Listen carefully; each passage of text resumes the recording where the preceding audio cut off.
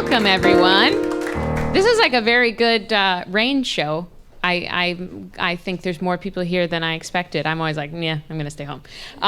So we're all here to talk about marriage, which I feel is exciting. We're going to involve you a lot at different parts of the show. So the first part that we're going to involve you in is some gentle polling, which is, are there people who are married who are here? Good. There's like 5 of you. I see how this room is leaning. You're all wondering, should we do this? You've come here. Are there people who are married but maybe want to be divorced? Anyone's going to admit that? No. Okay. Oh, there's a small hand. I won't point out who it was. I would say on the whole, I'm not married. We'll just say that. And but I feel pro-marriage. I like moments in life that are marked by events. So that feels like something that feels fun.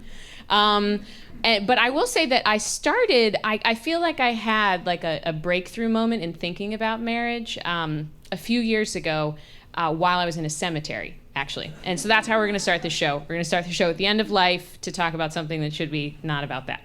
And so I was in Ohio. Thank you. This is going to happen all night. It's great. So I was in Ohio. I was in Columbus, and I was visiting my best friend. And we were on our way to a bar, me, her, and her husband. And on the way to the bar, they said, hey, there's this really cool old cemetery. Do you want to stop? And I said, sure, why not? I mean, history on the way to the bar. And so we went into the cemetery. And it was, pretty small. As far as America goes, it felt kind of old. It had like the Revolutionary War soldiers were buried in it. War of 1812 was represented. And then it went all the way up to kind of like the mid 1900s, which sounds like it was long ago, but it really wasn't. And so we all kind of went and did our own things, looking at gravestones. And as I was looking at gravestones, I started just noticing ages, right?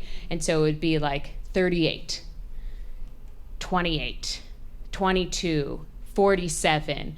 I didn't really see that many people that were over 55. And like my first thought was, okay, childbirth, right? Women died at a much younger age, but it was pretty spread out amongst men and women dying at ages that seemed quite young. The other thing that I noticed was that all of the gravestones were marked with marriage status. So it would be like Catherine, second wife of Philip. Or that might be a royal couple, but just, it was on the gravestone, I swear. And then it was like, Philip, the first wife of Mary or something, another royal name. And I thought, well, this is weird. There were multiple marriages. They weren't living very long.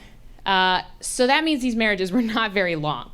And it made me just think, wow, when we say I do today, we mean a totally different thing when they said I do, like kind of originally when marriage was conceptualized. And I had this emotional feeling. I wasn't sure if it was true. This like kind of perspective that I had that it felt like 2 different marriages had been agreed upon at different times in history. And so I started calling researchers, which is a great thing about my job. If I just have a really weird personal question, I'm like, hey, this is Radiolab business. Can you please answer it? And so I started calling researchers, and they were just like, you know what? Your gut's not totally wrong. Pre-1940s, like most marriages, subconsciously or not, were about 15 to 20 years. Or one researcher said to me, 25 if you were lucky. And it just felt like, what? Like, I kind of felt like I had been duped, that like I was like being prepared to have to be married for like 50 years.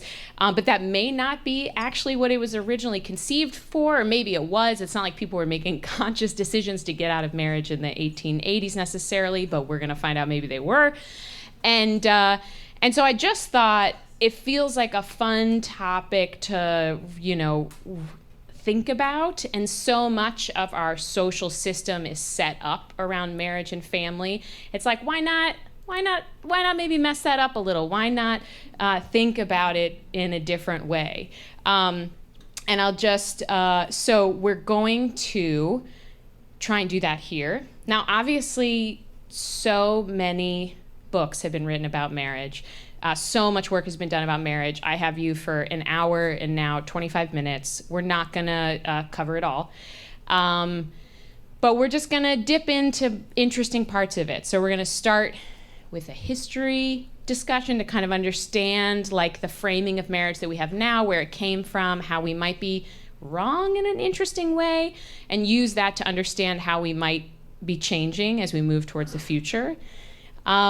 We're going to center ourselves in a conversation with a Zen priest, just thinking about the space that just relationships provide. Because I just also want to say this is not an event that's like just pro-marriage. Like we're fine if you're single, we're fine if you're in a long-term partnership, like all applies here.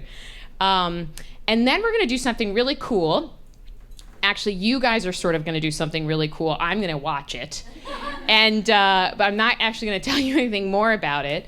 But it is a key part of our evening that you guys are involved. And so in light of that, we have two correspondents.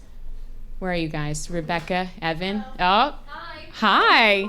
Hello, everybody. Hi. I'm Rebecca Vigil. Hi, I'm Evan Kaufman. Hello. Hi. These are our audience relationship marriage correspondents. Yes. And so the more uncomfortable you look, the closer they're going to get to you. Yes. And I'm looking at you, evening, sir. Hi. How you doing? We're going to be using them great. to get to know you. And so maybe we should just start with that right now. Like, you can suss them out whatever way you need to. Great. So who is married? Anybody? Married? You're sitting next to my fiance. That's hilarious. This woman. Why didn't you tell me? Yeah. She's giving the CSC. So why so married? Because I'm technically married, but living separately in the same building. Oh, fun. Yes, in the 70s, that was called a sitcom. Yeah. It's very New York of you. Yeah, I'm not going to move. Why would I move?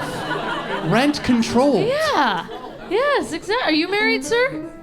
Widowed. Well, congratulations. I had no idea what to say after that. Yeah, that's what you say to That's a widow. what you say. Congratulations. Yes, exactly. And are you married? You are. And how long? 3 years. Hey, give it up for 3 years. Yeah. Yes. We're going to Now, work our way Rebecca, up slowly. Yeah, Rebecca, that's when you say congratulations. Correct, yeah. Yes. Yes. We'll work yes. on that. Yeah, Yeah. we'll work on Yeah. that. Anybody else married? Over there? In the dog pound? That woman is like, do not talk to me. I swear to God. I will get divorced so I don't have to talk. Exactly. How do you find the 3 years of marriage so far? It's new, it's fresh. Same shit, different day. Oh, can you It's say new, shit it's in fresh. the Greene Space? You can. You can. Yeah, Okay. own it. Yeah. Great. Anybody who thinks they've been married the longest than anybody in the room? Anybody? How long you been married to my fiance? What? 28 years. 28. Wow. What do you got? 29! At this point, it seems more Price is Right. Exactly. Yeah. He's like a number higher Come than 28 on down. years. Amazing. Wow. Okay, well, we got a sense. We're all friends, yes? Except for you and me. So we'll give it back to you, Molly. Okay, and yeah. come Well, back to we him. will check back in with the field and Rebecca and Evan. Bye, everyone. In about 25 minutes. And I would also like to introduce our amazing piano player, Dan Reitz, who, if I'm honest, was so great during rehearsal that we were like, stay up there the whole time. Just, we want you playing the piano the entire time. So he'll be the punctuation to our evening, which we're super excited about. So we're gonna step into the non-cemetery, non-joke portion, which is a little bit of history, which will be just as fun. And we have two great guests to do that. I'm going to introduce them first here and then just give them a huge round of applause when they come out on stage. We have Allison Lefkowitz, who teaches history at the New Jersey Institute of Technology and Rutgers University. And her first book is Strange Bedfellows, Marriage in the Age of Women's Liberation. And Kristen Solello, who's a department chair and professor in the history department at Queens College CUNY. and she's the author of Making Marriage Work, A History of Marriage and Divorce in the 20th Century United States. So come on out, Kristen and Allison.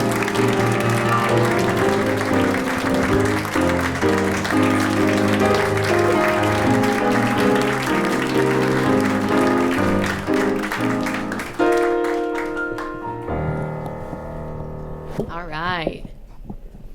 I feel like we all have to go around. This is like your first thing and say, just like loosely, if you're married or not married. I am married. Oh, good. Yeah. So we have lots of representation here. Oh, sorry. I am married. Okay. Double. And I'm the historian of marriage who isn't married. Ooh. But long term. But in a very in a very long-term relationship. Yeah. 20 plus years. So I'm in there with the folks who were in the Nice. second multiple decades. So one of the place that I wanted to start is, as I was thinking about the history of marriage and like just trying to understand what it was, one of the things that came up in basically every conversation I was having with researchers, including the two of you, is this weird little decade called the 1950s.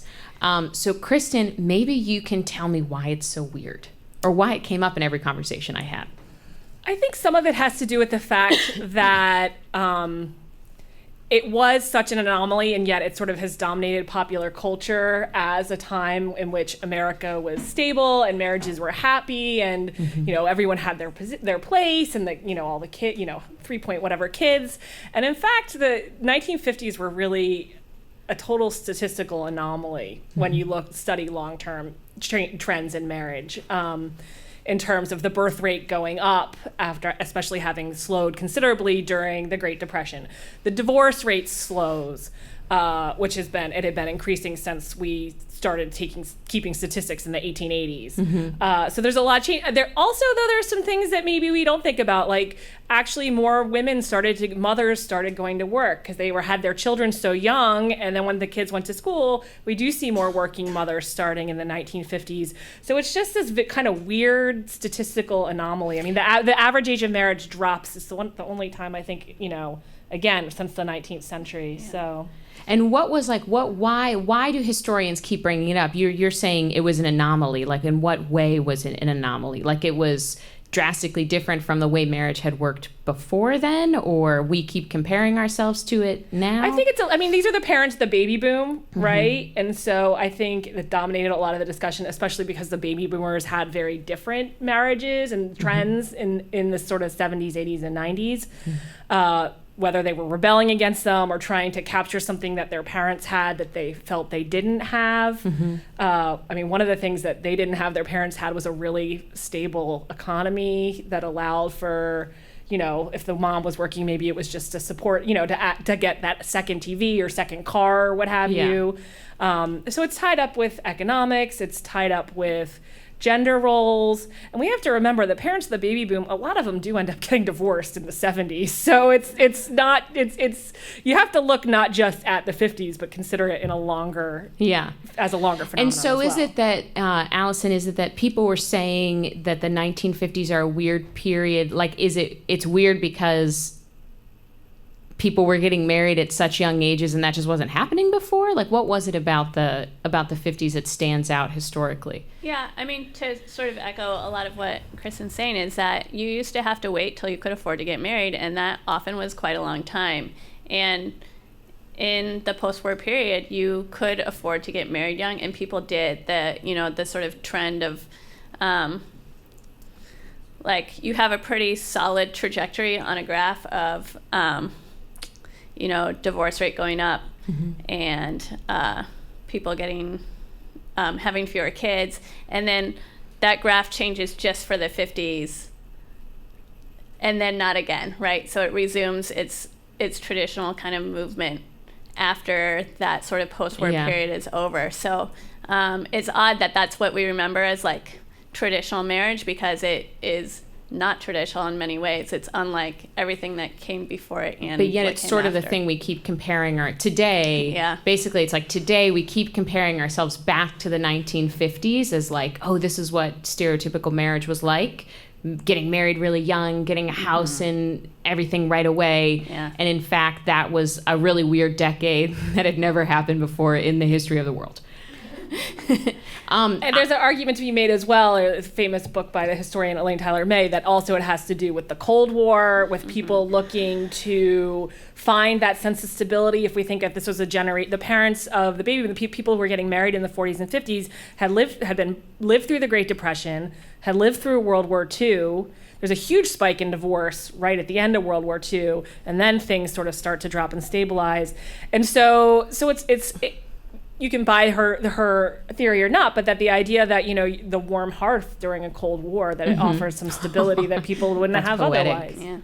Yeah. One thing that you pointed out sort of subtly, Allison, which has been insane to me to find out, was that you said something about ages of first marriage was actually much later than we give it credit for. Because I think if I think like pre-1950s, I think, oh, everyone's getting married off at 18, right? Isn't that the story that I believe in? Yeah. But you're maybe gesturing towards that's not the case. Yeah, that's kind of a post-war phenomenon, right? That's a time when not only could people afford to, but there was a lot of sort of cultural encouragement that you should get married that young, and that's something that you didn't actually have to be a mature adult to get married. You could become a mature adult by getting married. So there was a lot of sort of change in how we thought about young marriage. And I would also say, of course, there's the dating phenomenon, Yeah, right? that's And true.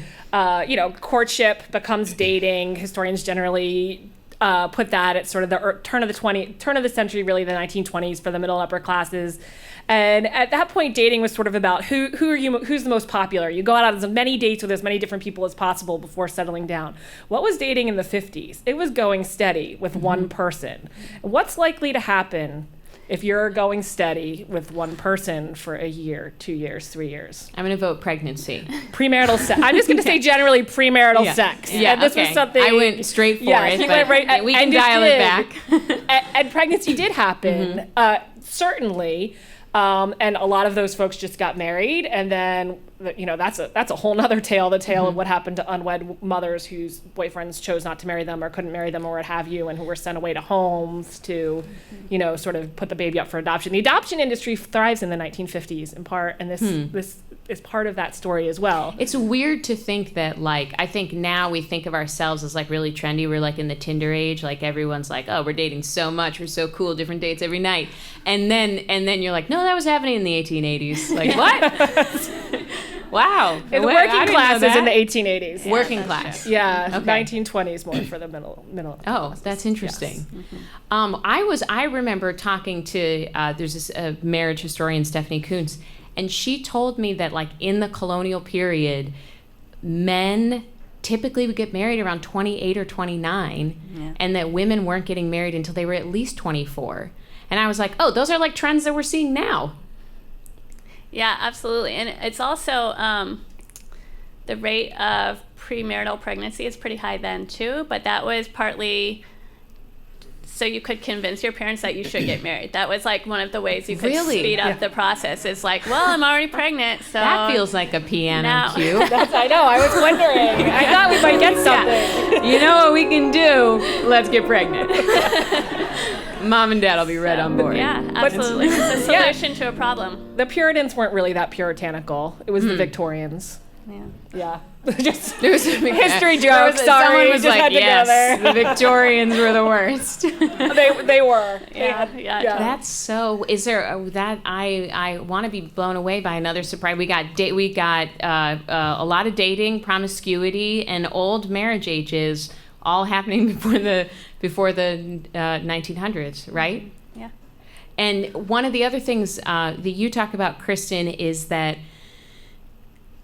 families were not the so united families that we think of as, back in the good old days when no one was getting divorced, or back in the good old days when we were all just one nuclear family. Your book tells another story. Right, yeah. So there's two things here. One is that divorce, unlike almost anywhere else in the world, has been legal in the United States essentially from the colonial period. Now, it hasn't been the sort of numbers that we think about today, but the United States has, since we've tracked the numbers again. They started doing it in the progressive era in the 1880s. It's always had one of the highest divorce rates in the world, as well as one of the highest marriage rates. So we're really willing to keep trying. We're into it. We're into it. That's the American way. What I tell my students is that the divorce rate also is not just first-time marriages; it's all those remarriages. So every time Elizabeth Taylor got a new husband, that was It's like when I watch the same YouTube video, yes, just exactly. over and over. Yeah, exactly. And then as well, we have to think about the fact that what you were talking about when you went to the graveyard and you saw first wife, second wife, those were probably not because of divorce for the most part, but it was probably because, spouses died. You mentioned women died in childbirth. And when that happened, you had a problem, especially if you were a man. You needed to find someone to help with your kid, with your 6.4 kids. And so step families are not new. I love that. I think that's really interesting. I think I told you a statistic that I found relatively recently is it's in the mid-1960s when more children start to have step parents because their parents divorced as opposed to because of parental death. That's a trend that's a long time sort of coming in the 20th century. But what's interesting there is it poses a new kind of problem. Because of course, if you're marrying someone who's a widower, you have children, they've suffered the death of their parent.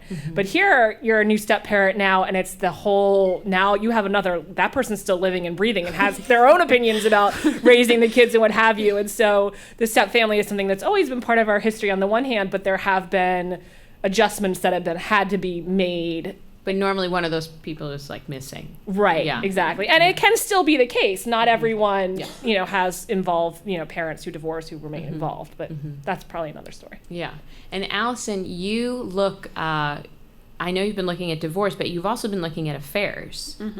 What have you been finding? So one of the things, I'm working on a new project about sex across class lines, and one of the things that really pops in the post-war period is Helen Gurley Brown's advice for working class women about how to essentially enjoy single life. And one of the things she says is to find a man, preferably married, who can help, subsidize your social life. And so this was, Are you guys in taking many notes? ways, Yeah.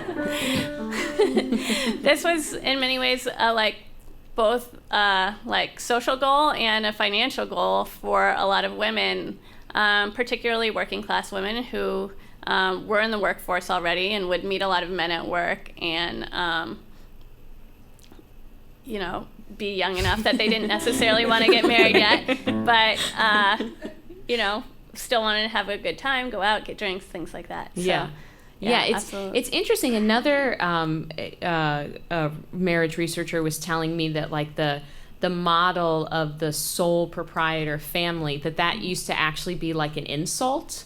Like you could fling that at someone as an insult, like you are the sole proprietor of your family, and that it's not actually like the traditional model of what marriage was. That I don't know. Can either of you reflect on that? I think if you go back far enough, there was a gender division of labor in the household, and both partners were essential to making that household run. So the idea that literally, you mean like literally essential? Like you couldn't make it through the world if you did not have the You wouldn't unit. make it through the winter, right? Yeah. You need both the crop raising that men provided and also the cleaning and textile making and childcare and all that other stuff that women provided. And that, this is why people got remarried, because you wouldn't make it through winter without both partners there. And widows in particular pose this huge problem. Like, how do you provide for widows? Because if they couldn't get remarried, then you needed to do something else with them. So we're really bringing the romance. Yeah, you feel it. Well, it's interesting because one of the things we were thinking about a lot when we were just thinking about the show was where did the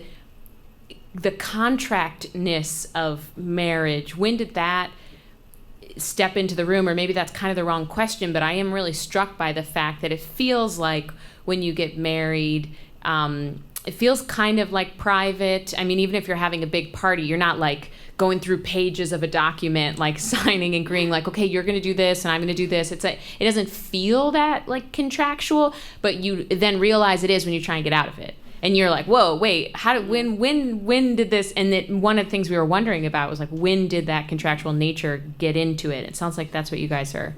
So a really good person to read on this is Amy Drew Stanley. Her book's called From Bondage to Contract. But she really looks at...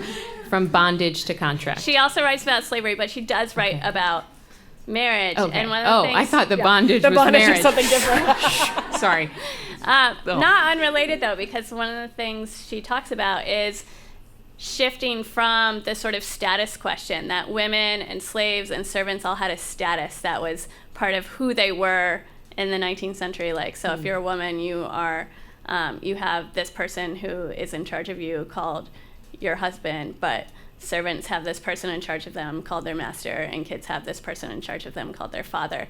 And that is through the process of thinking about abolition and thinking about how to be independent people that it really becomes a contractual relationship where it's more of an exchange. So other historians have other ideas, but I think that's a pretty convincing one. Yeah, and I think I would say, I mean, you know, Stephanie Kuntz, who you mentioned earlier, her whole argument, her whole thing is that marriage was too important for love until the Enlightenment, and it was actually about family connections and maneuvering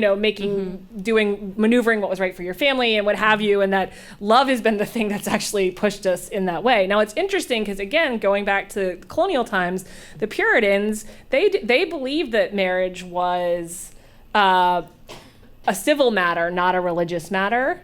And we've always, but over time, in some respects, that isn't the model that we adopted in the United States.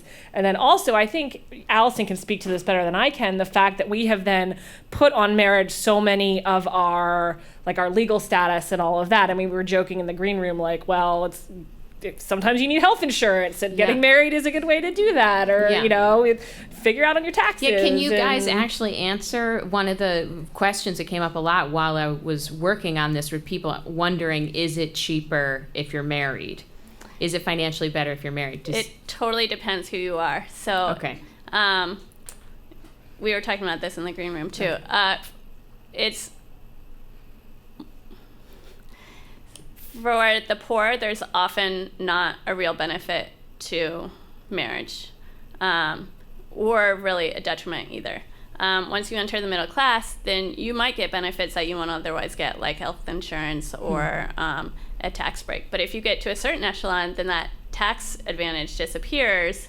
And so the wealthy, it's not necessarily to their advantage to get married either, although then there's all sorts of questions about property and how you pass on property and what property you have a right to once you get wealthy too. So I think there are a lot of people, we were joking that our friends consult with their accountants, right? And then the accountant goes through and does the math to figure it out, because it's not So we all obvious. Need our own financial advisors. Yeah, basically it's not necessarily obvious to everyone whether it's to their benefit or not, but it is very individual, I think.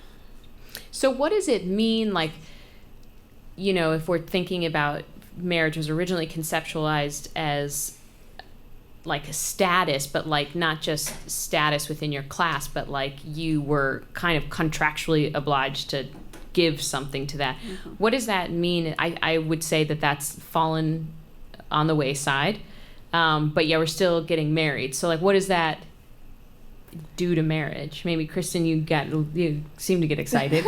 No, I actually was thinking of a historical thing, which of course there's a famous moment in the 70s when a lot of feminists start saying we should actually write out marriage contracts. So Alice K. Julian famously publishes a marriage contract in Ms., and it's literally down to child to try to balance it out. One of the things I argue in my book is that women have often done more of the quote unquote work of marriage, and that's it not just childcare or housework, but also what I call the emotional work of marriage, for making sure that the marriage stays strong. And if there's a problem, seeking out marriage counseling, for instance. In the 50s, if you went to a marriage counselor, it wasn't couples counseling. It was generally the wife who went to go do it. By herself. By herself to fix the problem. And so so this was actually in the 70s, there was maybe we should do this. And it comes up every once in a while, even like in some conservative states, they've had, you could sign on for, what is it called, a covenant marriage? What is a covenant marriage? That's where you agree that you won't just get divorced, but that you will go through these counseling, and it's much harder. You sort of make a pact with the state and with your religious body and what have you. Which is how no-fault divorce started in California, the first state that has it. They originally conceive it as like, here's a way to like force people to go into counseling, and then they realize it's really expensive and give it up really quickly. And the judges were like, we're not really that into being like telling people they have to go to counseling. We're here to do the law. Like that's our job. So I don't know if we answered your question, but I think that I think we're still really. I think we're great answers. Yeah. I think it's because marriage isn't just about a contract, and today it has so much emotional weight, and there are other reasons for doing it or opting out as well. But as I said, we're as a nation, we're the ones who get married the most. We're the ones who get divorced the most. Like we have an attachment to the institution. Yeah. Should we not? That's why we're here. Yeah. Well, yeah. So that's a good segue, because I wanted to ask, what trends I feel like you guys are in on, like marriage, how it's changing. Like what trends do you have your eye on, or what are ways in which you're wondering, like, I'm going to keep my eye on that. I wonder if marriage will change in that way. Allison? Sure. Yeah, I think one of the things I have my eye on is the polygamy question, which isn't super popular at the moment, but came up a lot during the marriage equality battle. And mostly because conservatives were saying, once we have gay marriage, then that will lead to polygamy too. And particularly Roberts and Alito both brought that up in the court.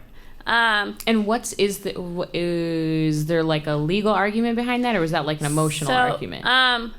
I think conservatives were using it as an emotional argument. Okay, what would be the non-conservative, neutral, how polygamy could step in? The legal version, I think, is actually pretty compelling, especially for its advocates, because one of the things that the gay marriage case did was sort of re-recognize marriage as a fundamental right under due process for the 14th Amendment. So you basically have a right to marry. That's one of the things that the gay marriage case recognizes it. And it does this based most famously on Loving v. Virginia, which was the case that allowed for interracial marriage across the United States, but also a couple other cases. One that said that Wisconsin couldn't stop you from getting remarried if you had child support. And then another case that said that prisoners could get married while they were in prison. Okay. So there are these sort of threads that say that we have this right to marry, and Alito and Roberts really drew on those. But I think there's a version that advocates who have a less pessimistic vision towards it might draw on that too. The question is really like how big that movement becomes, because how big the polygamy movement. Yeah, and absolutely. is it like, since we have sort of established over time like a shadow right that is the right to be married, then you can get married kind of in any way you want? Is that how it gets to there? I think that it's Kennedy's decision kind of makes it not so much a shadow right; it's really a right. A right. And then, but there are limits to that, and it's still has to be recognized by the state to do that. So it's really going to be like who has the sort of clout to bring those questions to the court and say, okay, now consider this example, now consider this example. And it's possible that this will reach the court. There is already a decision about this from the Supreme Court from the 19th century, but that was about Mormons.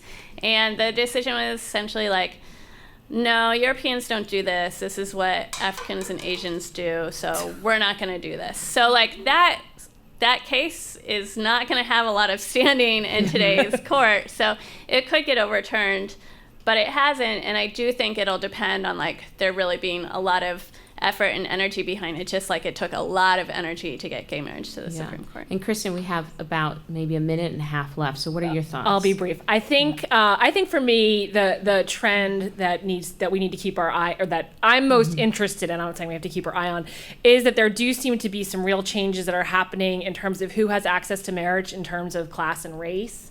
The trends where college educated people are delaying marriage, but also the less educated are also delaying marriage at similar rates. One thing that's changing, however, is the less educated are still having children before they get married, and so this leads to questions about our social safety net, or I don't know, do we have a social safety net anymore? Not a whole lot. Yeah.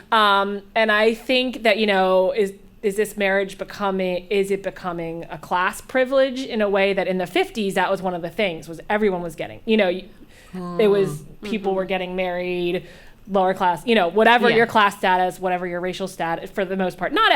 Of course not everyone had access, but it was much, much broader. The trends were much more sort of similar across race and class. And we've started to see some real departures on that. And I think that that's one of the things that we need to consider. We need to consider, again, what I was talking about, those status, the marriage does give you certain status in terms of healthcare. It gives you status in terms of, going to the hospital. That's one of the things the AIDS crisis showed us, that one of the most compelling arguments for same-sex marriage was because the men couldn't marry their partners, their parents, many of whom they were estranged from, were not able to get medical access to them to help them make end-of-life decisions. Again, we're really bringing the cheery. Yeah, but I think it's okay. We got funny people. Yeah, I know we have our correspondents are fine. here. So I think that's the trend that I'm keeping my eye on the most. Just to add to that, also that those privileges probably shouldn't come through marriage, right? They should come through some other mechanism. Well, and Allison, you make the great. Your book has the great example of you can get married in this country and then divorced in 74 days. Is that what Kim Kardashian did? I think it was 74, 84, something like that. Yeah. But if you're a woman who's an immigrant who doesn't have a green card yet, you have to be married for years, and if you're a victim of domestic violence, too bad if you divorce, you're going to be deported. So the rules we attach to marriage are different they vary for who you are, and the privileged get the best version of it, and the least privileged don't get all the benefits that it can give. Okay. We will keep our eye. I feel like we have our updates on what will happen to marriage in the future. Can we thank our panel? Thank you guys. Thank you, Allison Lefkowitz and Kristen Zalello. I'm going to let you guys out of your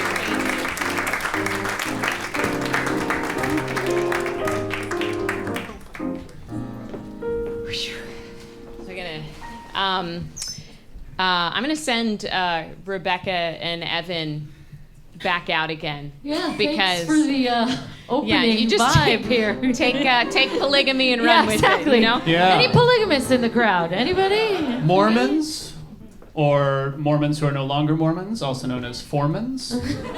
Boo. What? I spent 20 minutes over there thinking about that. Molly, thank you so much for Thank you, throwing Molly. it to Give us. it up to Molly. Everybody, Everybody. Molly's glad. too wonderful. Thank you guys. So, for the married people, after hearing that, do you want to keep doing it? Anybody feel? rethinking their decision? Yeah. Or anybody who's not married that And is thinking, now. I'd love some health care. I'd Yeah. love some wealth. Yeah. Am I right around the edge where I can keep most of my money before getting too rich? We should have brought in a financial advisor. Exactly. Maybe one, if anyone wants to hole up in the lobby as our financial advisor, we can all stop Yeah, we later. can all corner you. And Yeah. Who's not married but right on the edge? Anybody? You guys? Engaged? These two She over is. here. She there's almost some- forced her hand up. Yeah. That's like marriage, We've got I guess. some people behind this pole too. Yeah. There's Like, people they're behind the trying to pole hide, trying but- to hide. Are you guys engaged? Yes? Oh, wow. How are you we're checking in. Congratulations. How are you feeling about getting married after that conversation? Okay, great. Do you Perfect. feel more Puritan or Victorian? Yeah. Yeah, you feel more bondage or taxes? Yeah. What are you thinking here? Yeah. You don't have to answer that. You will, though, in court. Yes, you will. Yeah. How are you feeling about you're engaged? No. You're You're getting engaged soon? Did you just blow it? Oh, she told you. Okay, This is live streaming. Did we Yeah. just? Yeah. In Are fact, we putting extra here pressure? he is! Are we putting extra pressure on whoever they are? Yes. Are we putting extra definitely. pressure on you? Are you like rethinking it? I don't know anything. Yeah, right. Except for the size of your fingers, right? Yeah, we know Well, that. I am just interested in people, if anybody came here as like a couple, to figure out. If they wanted to get Right. Yeah. Are you guys Did anybody together? do that? You're already married. married. Okay. Well, never mind. Never mind. Too late. Yeah. Anybody else? I guess the real question is, did anyone come here on a date? Yeah. Is this anybody's Tinder date? Yeah. Anybody Did, like? Did any woman do a really hard play? Yeah. Like bring a man to this? That's the Or ultimate a woman double to down. this? No? Nobody. Good. Smart. Smart. Yeah. Very smart. Because wow. And why did you get married? Miss 3 years. Why did you get married? Was it taxes? Was it health care? Where is this person? He thinks we're out for drinks. Oh my God! But you're doing research. You're doing research. Unbelievable. Yeah. You'll never believe the thing I heard about drinks. Yeah. You need to lose like 10% of your income. Yeah. Do you know when the winter comes, you're gonna have to work hard, honey? That's right. All right. Well, I think we got a little more information Yeah. for later. Or maybe just scared them into submission. I'm not, Yeah. I'm No. not sure I which. think that was the historians. I think that was definitely the But isn't that what marriage is really all about? scaring each other into submission. yeah. Yeah. I feel like we're really learning a lot from you Yes. guys. Oh, and you too, I'm- Molly. Thank you, I'm Molly. so We'll see glad. you in a Away, sec. Molly. In just a little bit.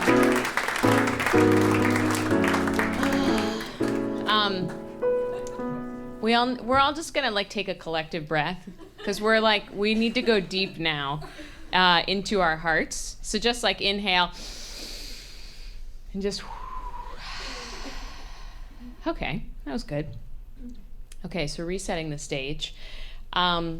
We are about to have a conversation with Reverend Angel Kyoto Williams Sensei, who is an author, an amazing spiritual teacher, master trainer, and the founder of Transformative Change. And her latest book, Radical Dharma, Talking Race, Love, and Liberation, takes up, I would say, one of our nation's most challenging topics. So please welcome to the stage, Reverend Angel.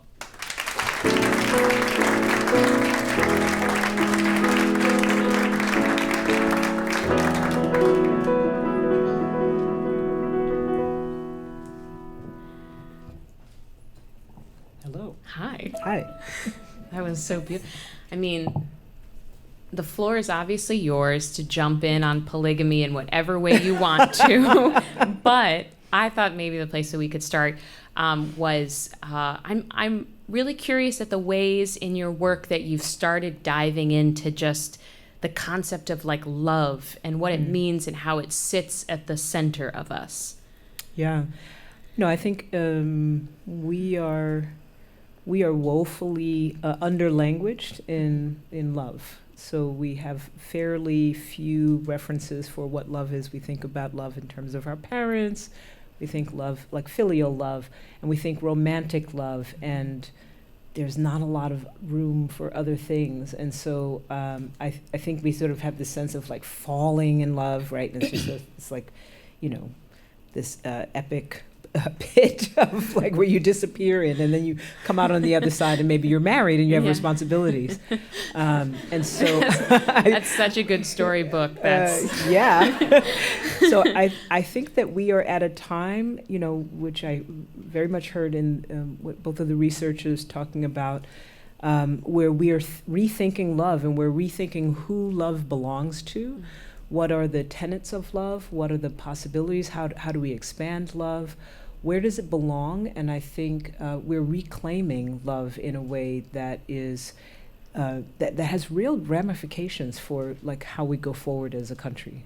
And like, what do you think? Why do you think we don't have that language? Like, where do you think that came from? I think it comes from, the contractual, genesis, and the orientation towards, sort of sex was the thing that you did over here, and then you had the business to take care of. And I think a lot of our countries quite rather situated in the notion of contracts and agreements and stature. What is your status? I mean, that is how this country was founded. There's a lot of, I want to say, there's a syndrome of like this country having started by many people that didn't have a lot of status. And here we came and started this country, and you could get status in all kinds of ways in a way that wasn't possible before. There was just class. And you could, acquire some money, but that didn't really give you class status. And so we reinvented the wheel in terms of what was possible in reinventing oneself. And now we just do it every day. We're like reinventing ourselves. Like today I'm this, and next week I'm that. I was fascinated by what they were saying about the notion of enslaved people, why women, having status. The weird parallels of the status. Yeah, I'm just like, it's like the Twitter of it was the Twitter of our time. Like, that was the social media. It was like you had your, your husband or your master or your something else, and somehow that gave you identity in the way that your Facebook page or your Twitter page gives you a sense of identity now. But I think that that's a part of what's happening, is that more and more we are entering into an age in which people are no longer satisfied with being anonymous, not having some kind of meaning and being able to have that meaning reflected back at them. From society, from the people that are around them, from the people that are, care about them, but also, and I think that what goes with that is the notion of people being able to reflect back, that who we love and what we love, and so it's all expanding. Yeah, and it's getting out of the contractual place. It's interesting what you say about how we have a model of familial love and then we have a model of romantic love, because it brought to mind, I remember having this moment at Radiolab, if you're listening, where I was like walking in Brooklyn, and all of a sudden I realized that I loved my coworkers, and I was like, I actually stopped in my stride. I was like, is that weird? And then I was like, why is that weird? That feels so weird.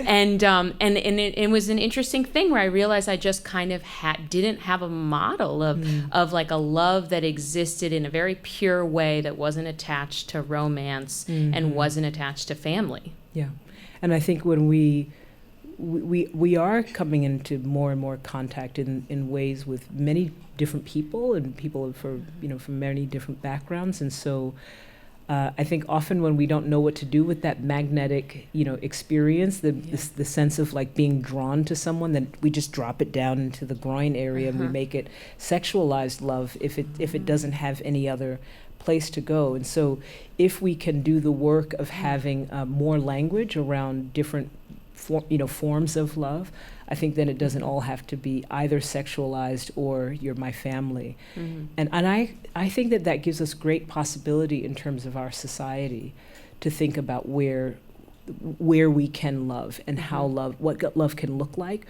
who has access to love, and then our trippiness about love between man and women, and that's the only kind of form of love that's reasonable, adoptive relationships, foster parenting, like all of these things just kind of open up, and we steal love away from the contractual agreement and put it, I think, where the professor was talking about, is like it has a place unto itself that is no longer about those contractual agreements. It's interesting you bring it there, because in your work you often talk about love as like a third space, like an actual physical embodiment, like space. Can you talk about that? Yeah, I think often we talk about love as like it's like this two thing, but really there's an entirely unique relationship that is created that comes out of the dynamic between two people. I mean, even as we sit here, right? Yeah.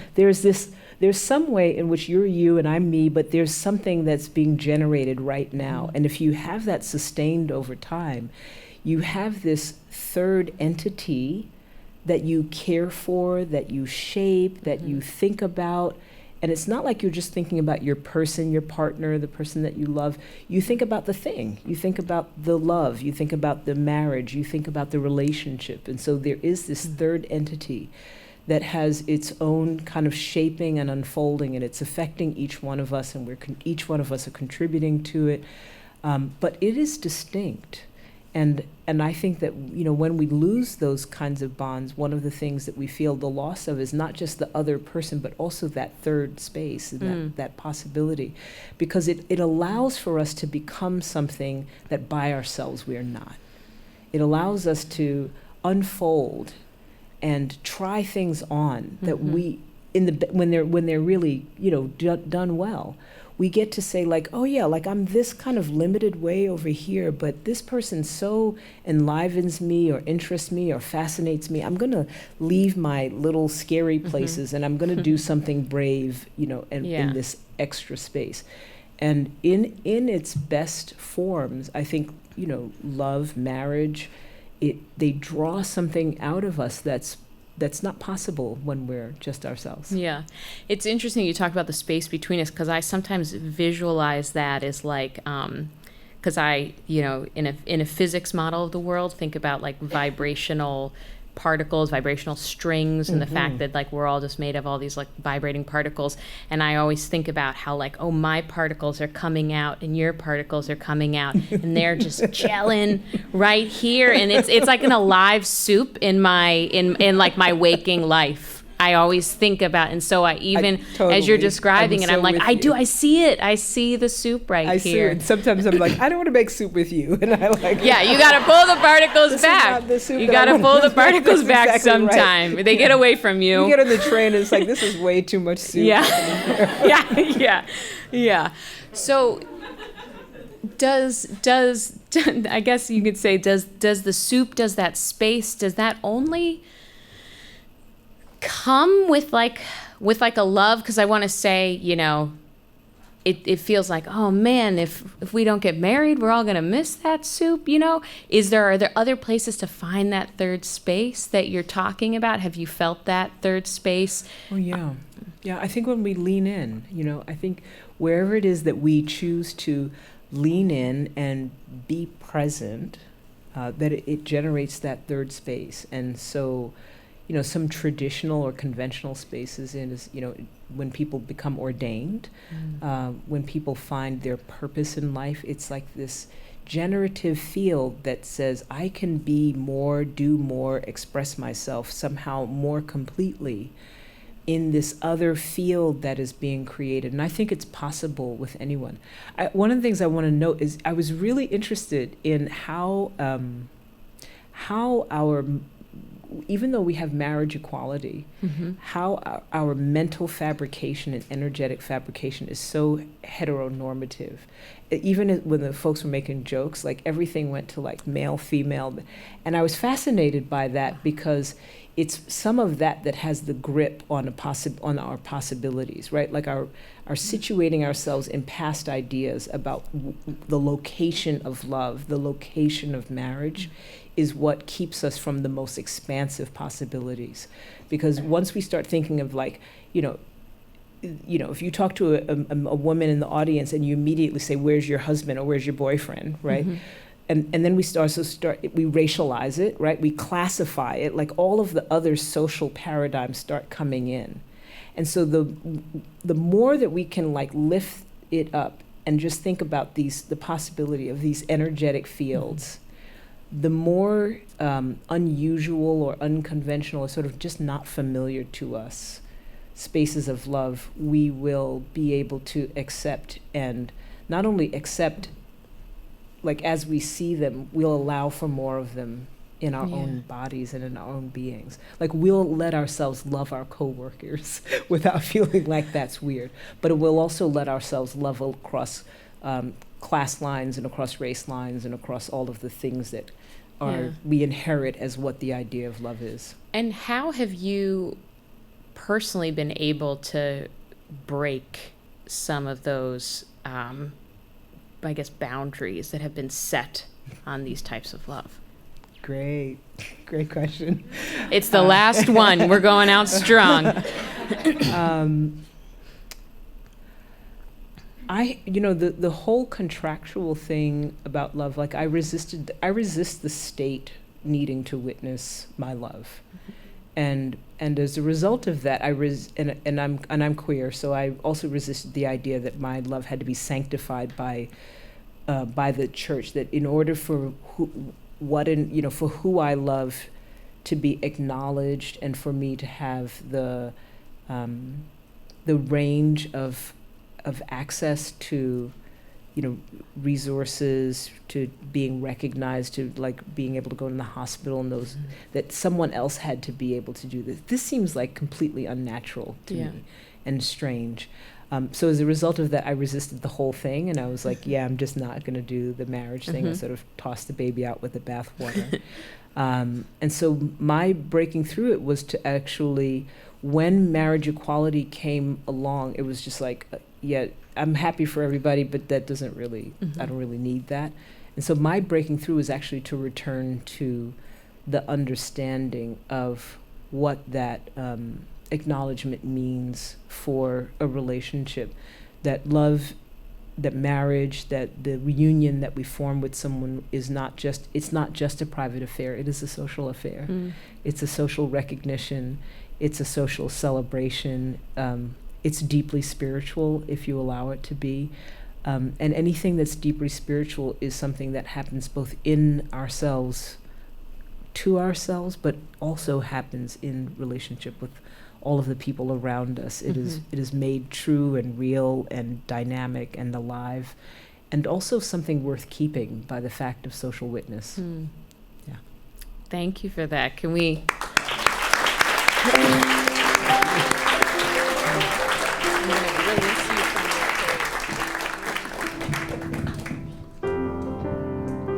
Thank you so much. Okay. So we have reached a really exciting part of our evening where you guys become super critical, more so than you have been already. Are we right? Am I right? Is stages going to change? Right. I'm right? Yeah, okay. You're right. I just wanted to make sure. I was like, nothing was happening and something should have been happening. How's everyone feeling? Great. We're feeling great. Good. Funny story. There were some correspondents in the audience, Rebecca and Evan. They're really a lot more than that, in fact. They are, some might say, highly trained relationship experts. You might have different thoughts, I'm not sure. They have been interviewing couples and performing improvised musicals based on real-life love stories for the last 5 years. They're gonna do one here. They've performed all over New York and LA. They made an appearance on Bravo's $1 Million Listing, which is actually how I saw them, literally the only episode of $1 Million Listing I've seen. And they most recently made a musical out of the love of supermodel Cara Delevingne and actress Ashley Benson. So I guess without further ado, I would like to invite Rebecca and Evan to the stage. Give it up for Molly! Hi, everybody. Yay! Surprise! Hi We're again. more annoying than you thought. That's right. We were out there and now we're up here. Oh no! Hi. Okay, so what we're gonna do is we're going to invite a couple up here. We're gonna make some soup. Yeah, we're gonna make some soup together. Some broth. Delicious Subway soup. That's right. Who wants to get a stew going? Yeah. And we'll talk to you just for a couple minutes, and then we'll send you back into the crowd, and then we'll do a tiny little. We do a normally like an hour and a half show. Yeah. But sometimes we're gonna do day long. whatever. Yeah. And this is Dan Wrights over here on piano. Our musical right-hand man. Fantastic. So we've been asking you all night who here is married, who here is in love. Some of you have been tentatively raising your hands. Very tentative, yeah. Can we just get a show of hands again? Don't worry, there's nothing's going to happen. Don't worry. Just interested. I know, sir, you are married. Are you married to the person you're sitting next to? No. Fantastic. Okay. So is your Okay. person not here? Correct. Okay. Right. great. You told her you're out getting drinks. Yes. Got it. Yeah. Everyone here is out getting drinks. Yeah, exactly. So who is with their person? We know that you guys They are are? soon to be. Yep. They are. We met you. Yes, hi. Yeah. Uh-huh. They are. Yeah. Anyone else here with their? They are. They Fantastic. are. Great. Great. Great. Wonderful. Now, Right. which of you would actually like to talk to us right up here? Right. Here, Any of you talking to some would want Greene to. Space They branded don't microphones. want to. They don't want to. Who else? Sir. Sir, he's like, I'll tell my story. I mean, it may come to that. Yeah. Do you want to? She Thought does about not it. desperately does I will not say, want Miss to. in the back right over there. Yes. Who is your person? Are you with that Oh, okay. And you've created a little bit of space distance. Yes. between you. Yes. The space between. Is there a reason, and could we perhaps learn that reason? Yeah. Would you up here tonight want to come up here and tonight? discuss the space, the soup between you? What is that? Oh, it's a bag of pita thins. Oh, the couple that eats snacks together stays together. Now, sir, your expression has not changed because it would appear that you are like, I could leap out the window now. There is traffic. Yeah. Oh, you have to come up. Listen to your voice. Beautiful accent, please. Sir, do you want to come up on today to talk to us? I might understand 70% of what you say, but Honestly, too. that's great. Yeah, and you miss what You percentage wanna? will you understand? You wanna? Here they coming up here. All right. Oh, hold on one sec. Well, get their snack. Yeah. Yeah, come on. We'll get Oh my your God, snack. there's so many Yeah, snacks. she needs them. It's why does she need? Oh, she needs them. Ma'am. What are we doing? Sorry. You are creating human life. Hey correct? guys, we'll have to Okay. blurkle this out, okay? I don't know if Stacy's can sponsor Yeah. tonight. I'm creating human life as Yes, well. you are, baby. Congratulations. Yeah.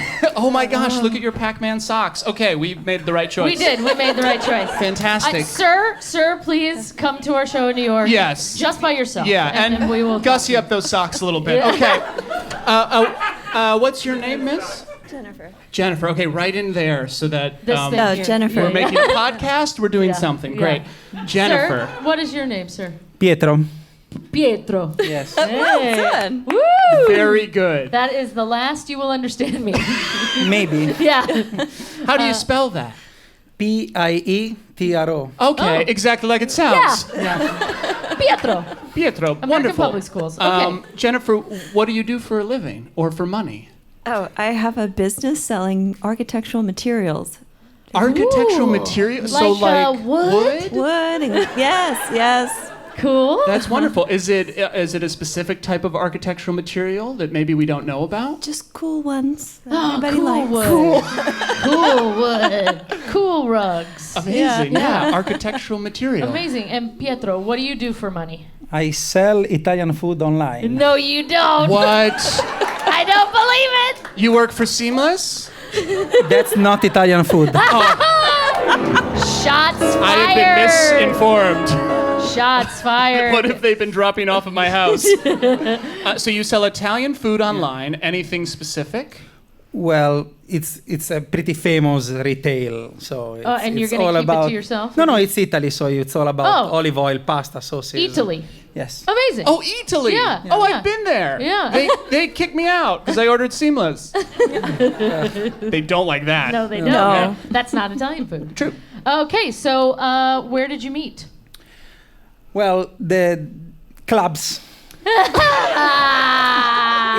It's plural because I saw her in a club once, Okay. and we had a mutual friend who is a DJ. So And who is this mutual? What's his DJ name? is Joe Foxton. Joe So, Foxton. Yeah. So Great Is the- DJ name. Is it DJ Foxtown or is it like does he do? I don't know. Is it? I don't even know Oh, his DJ. no, it's just, ladies and Is it good? gentlemen, Joe Foxton.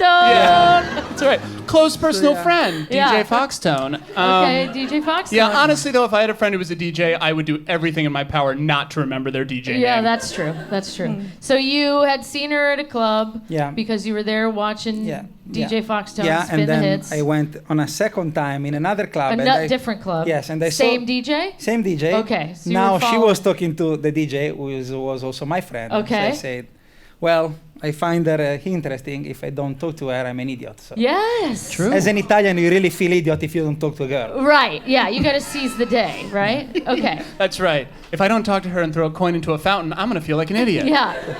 And what did he say? Do you remember Pietro's line? Like, was it like, "Hey, what's your name?" No, I just remember his smile and his eyes, and I don't remember what he said. Yeah, you probably couldn't understand it. No, I did. But no, it was more his presence. Yeah, yeah. You're very lovely. I like your vibe. Oh, thanks. Yeah, you're very calm. Good energy. Are you guys yin yang? Mm-hmm. Yeah. 100%. Yeah. Okay, and so then from then on, have you been together, or was Yes. it? Yeah. From club to club. And when was that? Well, we stopped going out for clubs. Oh, right, of course. Yes. Now Spend you more stay in with inside snacks. time. Yeah. Uh huh. So Yeah. no, I mean, How long ago was that? 3 years ago, 2016, All right. Were these clubs here in New York? Brooklyn. Brooklyn? There's clubs in Brooklyn? Yeah, dude. Ooh. What are you, 70? Yep. Sorry, I'm more Puritan than Victorian. Oh yeah. Sorry. Okay, so then you're married or no?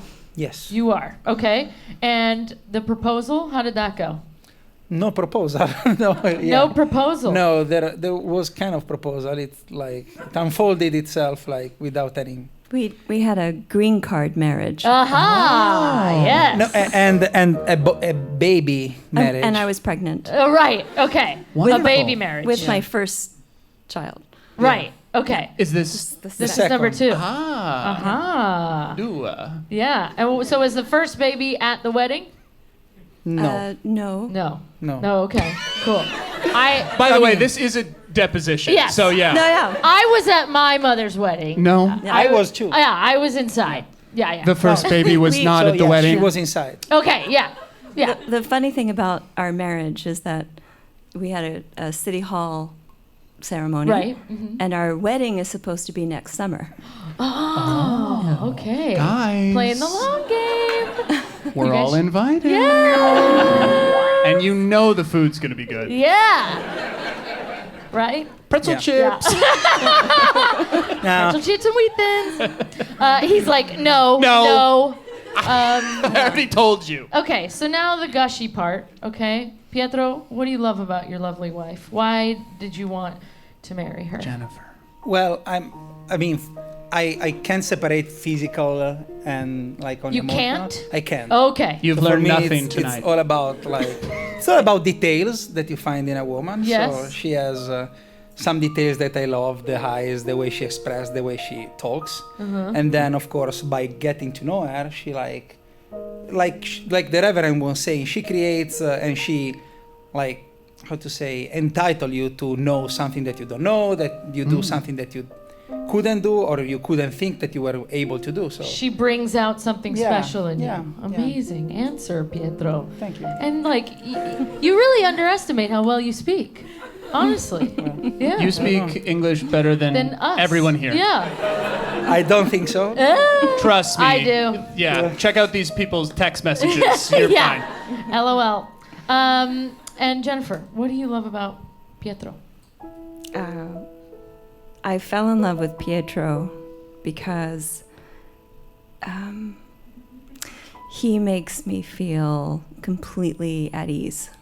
And he's the most gentle, kind person I've ever met. Yes. Beautiful answer. It's not all jokes. No. Yeah. It's good. Beautiful answer. But now to the jokes. Pietro, Yeah. We can only be sincere for about 20 seconds yeah. max. We're not healthy people. No. Pietro, you have any pet peeves with Jennifer? Like, she makes you buy 50 snacks to come to a show, or... She leaves her fancy building supplies all over the yeah, house. there's just wood everywhere. She Ah! You're gonna get scolded. Well, Did I nail it, or like, what? one of the funny things that like entitled me and to feel something is that we are from two separate generations. Like it's kind of two different generations, and I look constantly at the phone, and she doesn't give a shit about the phone.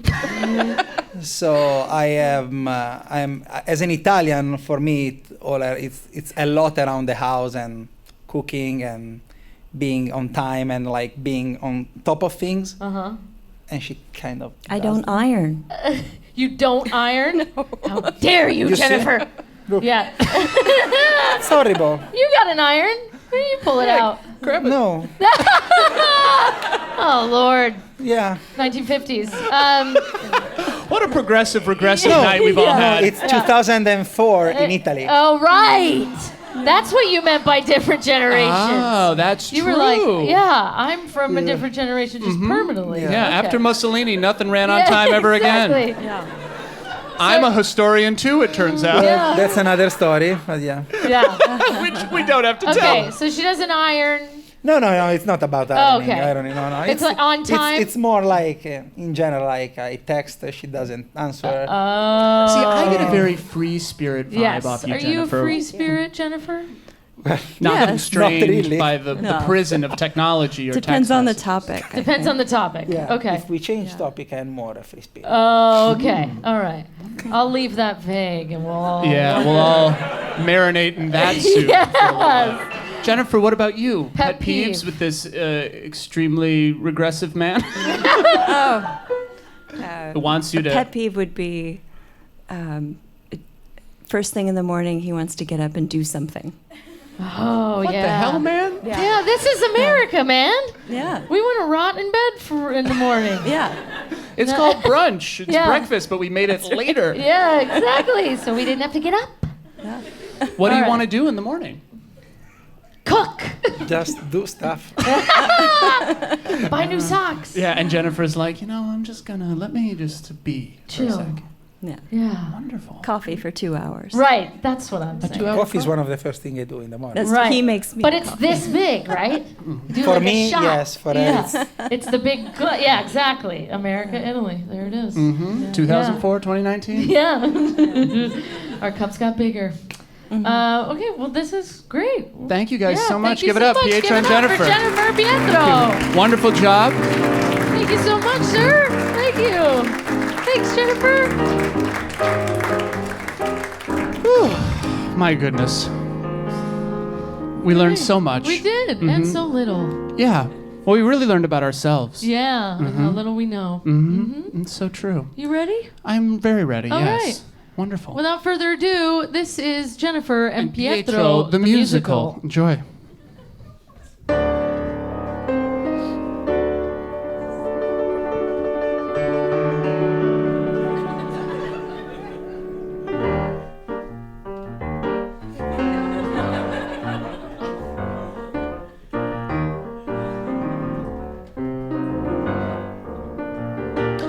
If you are having olive oil, you're welcome for the sales.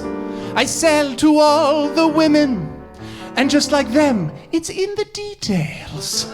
That's right, I'm here to say, if I haven't, I want to meet ya. I want to sell you little pasta, or maybe even little pizza. That's right.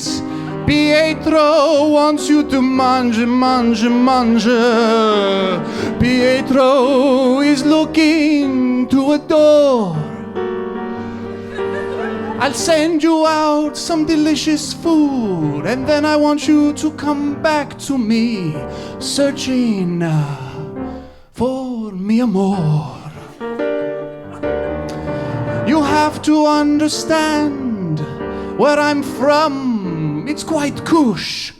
In Italy, things are different. We're still dealing with President Bush. But I can tell you something. I'm still looking, yo. There's got to be someone out there who I'd like to know. Pietro, I'm knocking on the door. I've got a house full of pretzel crisps, and I need someone to devour them. Mi amor, Pietro. I'm looking for love, and I'm willing to go to more than one club.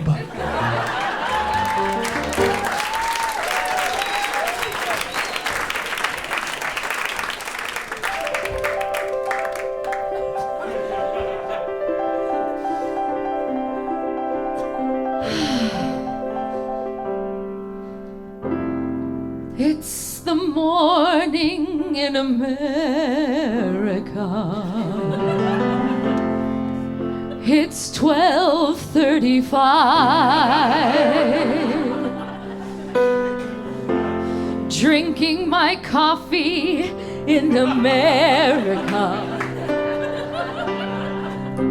It's my coffee that keeps me alive. I've built walls around my heart. It's my job to build walls around my heart. I've built walls around my heart. But to find love, I must go to the clubs to start. I know that DJ Foxtone, he can make my life happen. I know that he'll spin those songs. And I know that DJ Foxtone, he's got the coolest name in the business. And I know he'll make my love last long. DJ Foxtone. I've built so many walls, literally and figuratively, around my heart. But just like they say in America, if you want love, go to a club.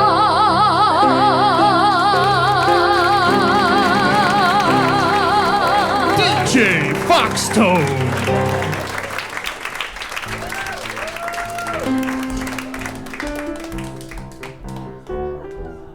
Yeah, Pedro, what up, dude? My friend, you need olive oil. You need tiny nuts packaged in way too big packages. Yeah, dude, I'll order it online. Perfect. Hey, thanks for coming out. No problem. I'm You done. meet my friend Jennifer. We've already met. Sorry, I have earplugs in. What were you saying? We've already met. But you did not see me. I only saw you. No, I'd recognize that calmness anywhere. I've never felt so calm. And I'm in the loudest fucking club in Brooklyn. Yes. My boy DJ Fox Village is... Yeah, get off of my booth! Sorry. What say we get out of here and go eat? I only eat packaged items. I have the perfect place for you. It's in the Flatiron District. Where? It's right near the 23rd Street stop. Around the corner. Oh, Yes, Italy? that's right. Congratulations, here is your golden ticket. It seems like you're my golden ticket, Pietro. Have you ever been to Italy after hours? No, but it'll give me a chance to sleep in. Come with me, and you'll eat in a world of pure pasta. Come with me and get lost on the river of sauce. Is Is that man playing pasta? Yes. This is Italy after dark. No tourists, no college students who are too smart about their culinary things. Walked chef table once and think they know everything. This is Italy after dark. Check your womb. Oh my God! The Italians, they do it so fast. Italy after dark. Now you know what we have to do after Italy after dark. We have to get a green card. It makes sense. Yes, it makes sense. Because when you are in an Italian eatery, when you are here, you are family. Come with me. Unfortunately, we must leave. After sunrise, everyone who works in here turns into pasta. It's pretty fusilli. Ooh. Deserved. I have to tell you something. What is it, Pietro? I am unstuck from time. What does that mean? It means you may be living in a modern era, but I live in an era where women are just realizing that this is bullshit and they need to change things. Well, I don't care what era you're living in, as long as I'm living with you. And I'll build us a house from scratch. I have all the materials. In New York? Really? Yes. Wow. I'm building this, aren't I? You are? Have you ever been to City Hall? I've always wanted to. City Hall in New York. People getting married for a variety of strange and unique reasons. City Hall in New York. Do you have your paperwork? Yeah, yes, sorry, yes. Okay, then you can wait in line. Okay, thank you. We were just, Thank you. City Hall in New York. You make me so calm that her anger doesn't anger me. You have brought something new to the surface, something I did not realize was inside of me. I brought out your soup. A minestrone, a fine ceviche. I have so much to learn. You're such a pasta for fool. You have so much to teach me. Help me learn. I've been so alone. You are the woman with the building materials to create for us a home.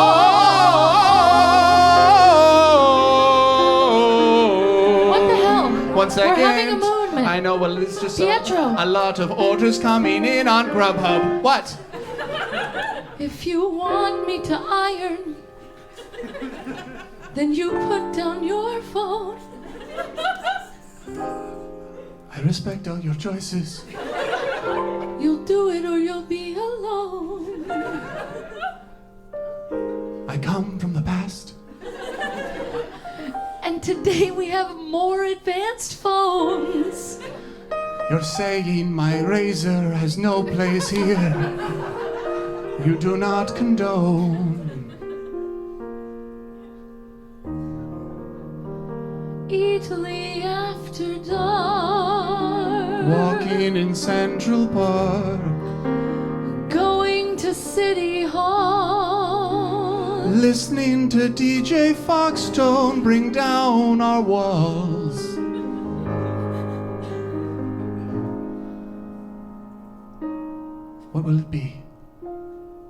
give me the green card, I need to stay in the country.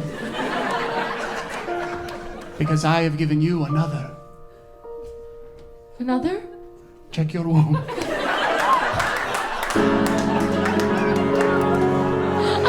I wasn't finished with the first! I promise you. Pietro, babies aren't like snacks. You can't just keep getting them. I understand. And I respect that, and for that I will give you the space length of one chair.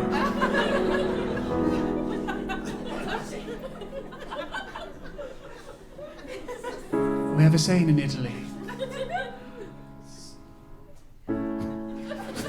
But I've been here for so long, I can't remember it. No, please. What is this saying in Italy, Pietro? Well, it's that. Oh, what? No, there is no two without three. Check your womb.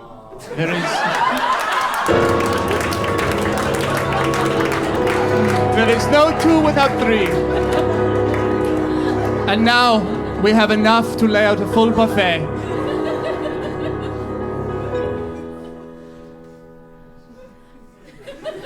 A family is like a good pasta.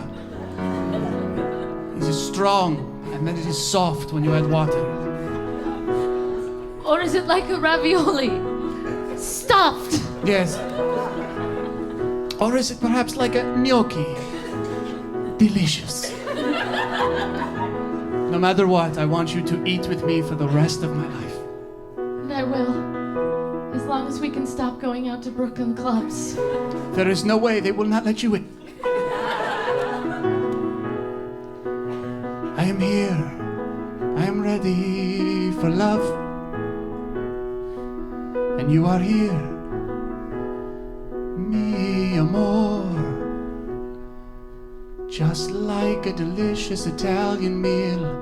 Sometimes loves make you feel full, but there's always room for more.